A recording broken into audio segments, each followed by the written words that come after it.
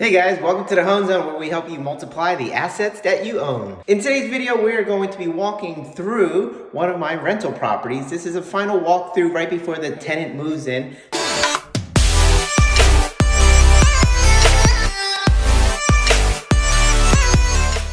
This property was newly renovated. It is not a new construction, it's a newly renovated property. This property was lived in and it was laid out terribly. This actually was an existing wall that I decided to build a closet. It went all the way across. There was a little doorway that cut off this area from that area. So I decided to open up the room and make it much larger. So this is a closet here, like I was saying. The railings for this staircase, or the original railings, did not change them. They were decent enough. All I did was paint them. The kitchen we completely ripped out and we went with the shaker cabinet style and went with gray instead of the whites because maybe they hide dirt a little better, things like that. Also, we went with a granite countertop. Some people talk about not using granite because it costs more than the other materials, the cheaper materials, but I think they have good durability, and when the tenant sees it, they think, wow, this deserves a premium. So it doesn't cost too much more. I opted to do granite. Now, I put the washer and dryer on the first floor because I had an appraiser tell me that a lot of people like that feature. Hey, that's all right with me. It's no big deal. I used this little space, which would have been nothing anyway, and I decided to throw the washer and dryer in here. Also, right behind that, I designed a bathroom that fits in this small little space. Here's the toilet, here's the sink. I love this little baby sink. It is the cutest thing. And I thought, wow, that would be perfect for a half bath. And I could squeeze that half bath in this space and nobody would miss any of that space usage. But again, here you go, very basic. I actually got this fridge because somebody was saying, hey, my parents are redesigning their kitchen and they have a good fridge that they're getting rid of. Anybody want it? Sure, I'll take it. The other appliances I went new. I don't have a dishwasher, but here's a little trick that I do for all of you. This here is a 24-inch cabinet so that if I ever wanted a dishwasher, I can throw the dishwasher right in there. Little trick. I don't want the dishwasher because I've had dishwashers in other units and they tend to break. And I hate when they break because they leak all over the floor. They damage the floors. They damage everything in their wake. I just didn't want to do it anymore. If the tenant wants it, they can put it in, but I'm not dealing with it. All right, now we are upstairs, second floor. This is a three bed, simple 3-bed, 1 bath, half downstairs. So that's total 3-bed, 1.5 bath. Bedroom, very basic. And finally, the main bedroom of the house. It is not spectacular. It is clean, it is nice, it is beautiful. It is not luxurious, but that's okay. When you compare a property like this to other properties like it, it fits in. And because it's so clean and done and newly renovated, you will be able to demand top dollar in the market. I don't have anything fancy. Everything that I have, everything that you can see here can be bought at your big box construction retailer, Home Depot, Lowe's. Things like your flooring, your cabinets, your little knickknacks here and there. You can go to a specialty supplier. If you want special tiles, feel free, go to some specialty supplier. But for the majority of the things like that tub, that toilet, the vanity, Home Depot. Way easier in terms of logistics for your project. The other nice thing is when you buy flooring, tiles, things like that, you will either over order or under order every single time. And it's nice to be able to just go back to the store and pick up the shortage or go back and return the overage. Really nice. Finally, let's go into the basement.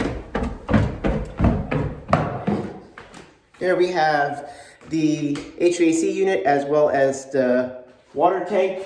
I choose to go with an electric water tank, and then I do the high efficiency heaters so that I may avoid using the chimney. If you look over here, this is the chimney. This is where these things used to vent out, but because I'm using a high efficiency HVAC unit, it vents out via this this 2-inch PVC pipe. And because this is electric, there is no vent. This allows me to not have to use that chimney, which can go bad in the long term.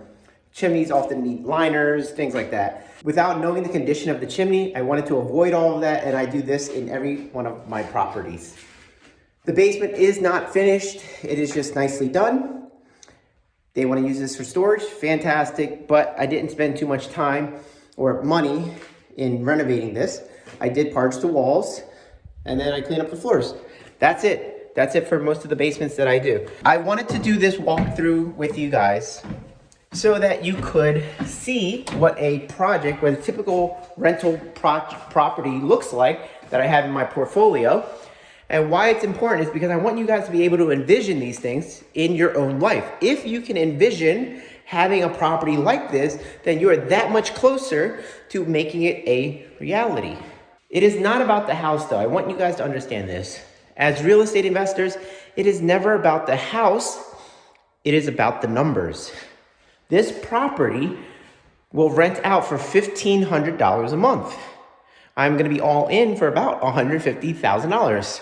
The value comes in over $200,000, which allows me to cash out refinance. Because the rent's coming in at $1,500, I will be able to pay for the taxes, insurance, utilities, vacancy, management, maintenance, and mortgage with that $1,500 and cash flow.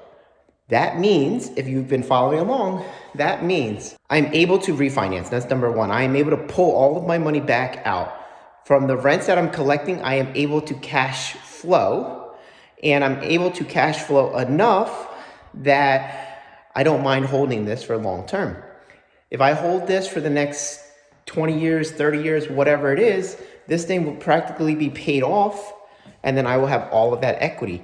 In the meantime, while I am paying it all down, at any point when I want to tap into the equity, I can choose to refinance or use a line of credit to pull out money from that equity.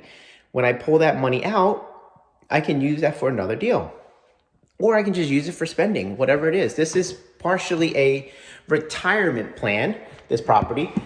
Say I had 20 of these and I was 60 years old and they were all paid off, I could either refinance or sell one off at a time and get all of that as cash flow or income every single year. As a retirement plan, that's awesome. Let's say each one of these is worth $200,000 30 years from now. $200,000 30 years from now. And I had 20 of them. 200 times 20, that's $4 million. This is a way to save $4 million without saving a single penny. I will have a $4 million retirement account, not having to save a single penny, and all of the time from now until that retirement time, this has been generating cash flow, which is awesome. These little properties, I call them chickens because they lay eggs every single month. That cash flow is an egg that I get to use every single month. I hold on to the chicken. Later on down the line, if I want to get rid of the chicken, so be it. If I want to refinance the chicken, whatever analogy that might be, so be it.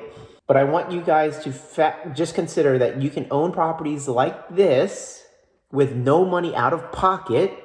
No money out of pocket, because all of the money that I put in to buy it and fix it up, all the money that I have in to buy and fix it up, I was able to refinance and pull out because the value was more than what I have stuck in the deal. So again, I can pull all the money back out. I have no money in the deal. That means I can own as many of these as I can find. That's the key now, is how do you find more?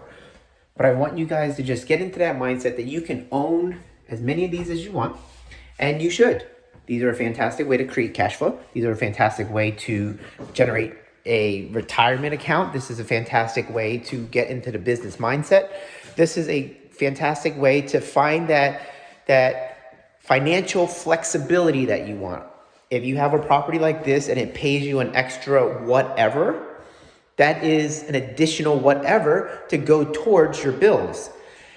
And it's your bills that are keeping you from having the life that you want. This is nothing more than a mini ATM machine that pumps out cash and that gets more valuable later on. And again, it had no money out of my pocket, which is awesome. If you want to learn more about how to buy properties like this, check out the website, hoanzone.com. See what courses are available. Watch all the other videos. Subscribe to the channel. Share this with your friends, and then have conversations around the strategy with your friends. So it becomes just a natural conversational piece. It becomes your mindset. It becomes your life with your friends, the people who you spend the most time with. Hopefully you got something out of this. Hopefully you got the seed planted in your head that, wow, I can actually do this. He makes it so simple because it is simple. It may not be easy, but it is simple. All right, guys, hopefully you like this video, and I will see you in the next one. See ya.